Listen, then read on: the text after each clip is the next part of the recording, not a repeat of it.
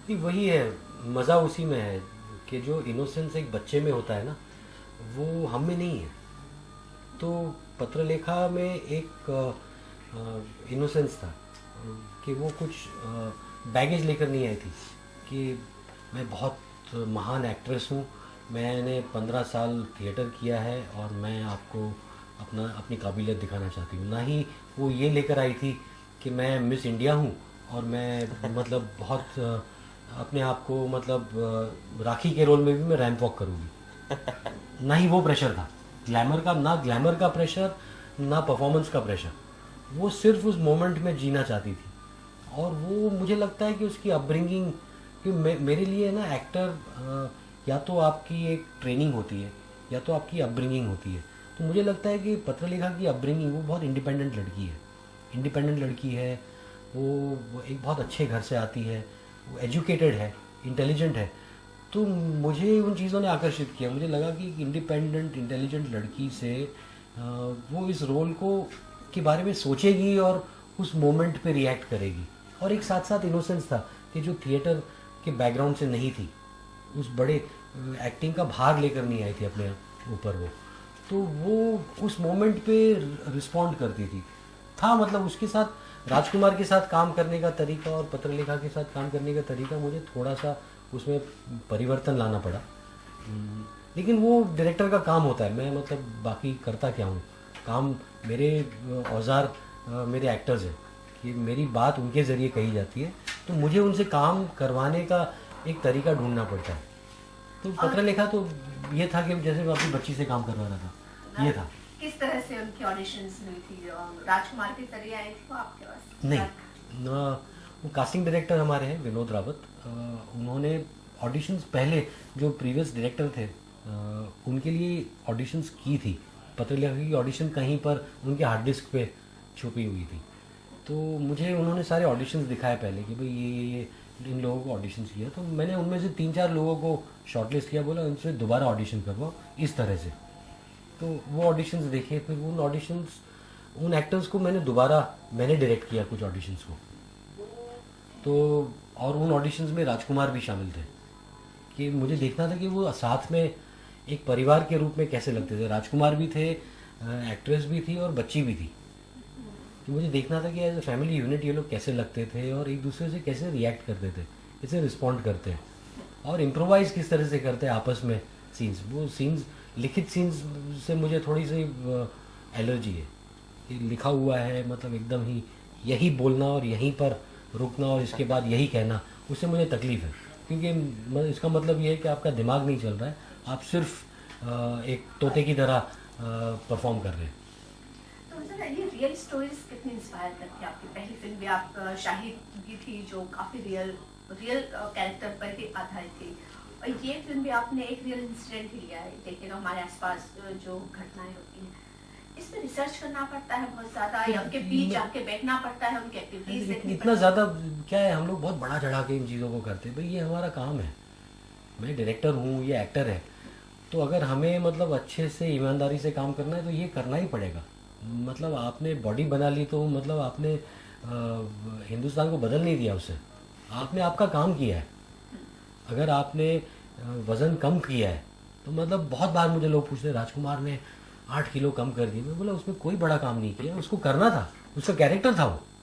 तो उसके लिए जो ज़रूरी है वो आपको करना पड़ता है। वो उसमें मतलब कोई आपने वो नहीं कर दिया आपने, मतलब वो जो क्या कहते हैं, हनुमान जी ने जो पहाड़ उठा लिया था, वैसा कुछ नहीं किया आपने।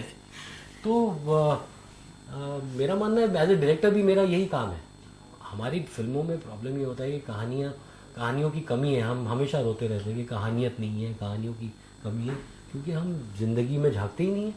हम मतलब हॉलीवुड फिल्म में झांकते हैं और मतलब उनकी कहानियों को हम रिसाइकल करने की कोशिश करते हैं। हम अपनी कहानियों में अपने दिलों में कभी झांकने की कोशिश नहीं करते। तो ये कहानी कहीं ना कहीं हालांकि एक फिलिपिनो फिल्म है मेट्रो मनीला जहाँ से उत्पन्न हुई है, लेकिन इसके कैरेक्टर्स और ये सारी चीज़ें शायद हमारे दिलों से ही उत्पन्न हुए हैं। आपको रियल फिल्में करने में कितना इंटरेस्ट है, मतलब रियल कैरेक्टर्स को जीना? मुझे बहुत इंटरेस्ट है। मैं कोई सुपर हीरो तो हूँ नहीं, मैं भी एक रियल इंसान हूँ, एक आम आदमी हूँ।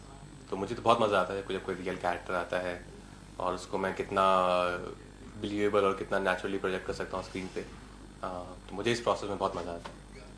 राजकुमार, इसके बाद और कौन-कौन से आपके प्रोजेक्ट हैं, किस पे आप काम कर रहे हैं? इसके बाद अभी तो डॉली की डोली है जिसका शूट ऑलमोस्ट ख़त्म होने वाला है। फिर राजकुमार गुप्ता की फिल्म है रेवोल्यूशन 2020। फिर हम जहाँ भी इस तरह के टफ कैरेक्टर हो, हमेशा लोगों को राजकुमार याद आएगा। पता नहीं, पूछिए मेरे को। तो मुझे बहुत मजा आता है अपने आप को चैलेंज करने में एज एन एक्टर, कि मैं हर कैरेक्टर को कुछ अलग कर सकूं, कुछ अलग दिखा सकूं, यही कोशिश रहती है।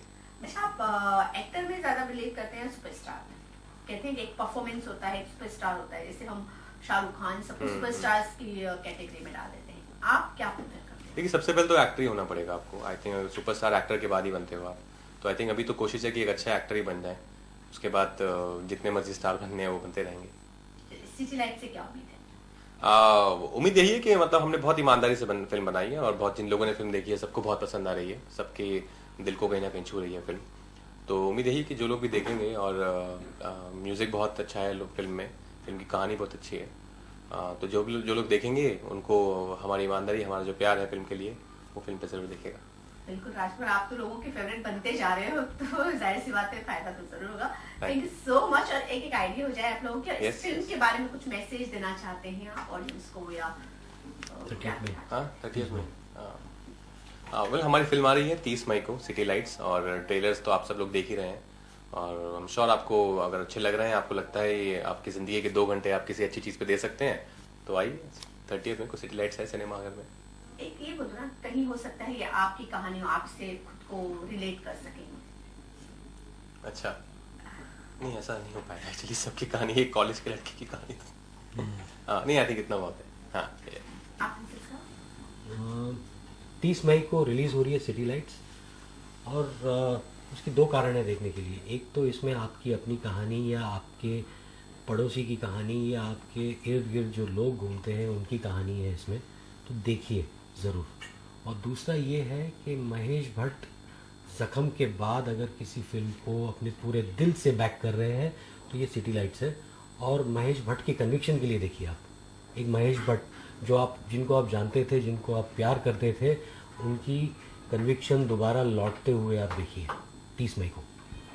महेश जी, अगर हम आपकी फिल्मों की बात करें तो हमेशा किसी न किसी फिल्म में शहर का एक नया चेहरा सामने आता है। सिटी लाइट में ऐसी कौन सी रोशनी है, किस रोशनी को आप दिखाना चाहते हैं एज ए प्रोड्यूसर? देखिए, सिटी लाइट एक बहुत ही रेलेवेंट फिल्म है हमारे मुल्क के लिए, क्योंकि एक रूरल अर्बन माइग्रेशन का जो सिलसिला शुरू हुआ है कि हमारे गांव से, हमारे छोटे शहरों से जो महानगर की तरफ लोगों ने आना शुरू किया है, उससे हमारे मुल्क की जो एक सोशोलॉजिकल जो जिंदगी है वो बिल्कुल हमेशा हमेशा के लिए बदल जाएगी।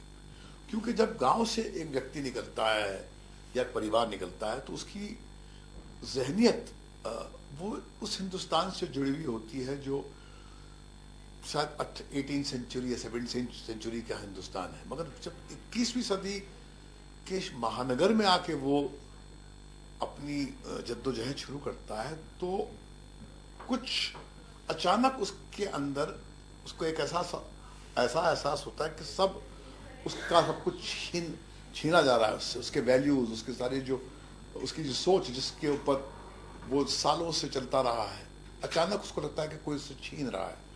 और उसे ऐसे कॉम्प्रोमाइज़ करने पड़ते हैं जिसकी उसने कभी कल्पना ही नहीं की होती है।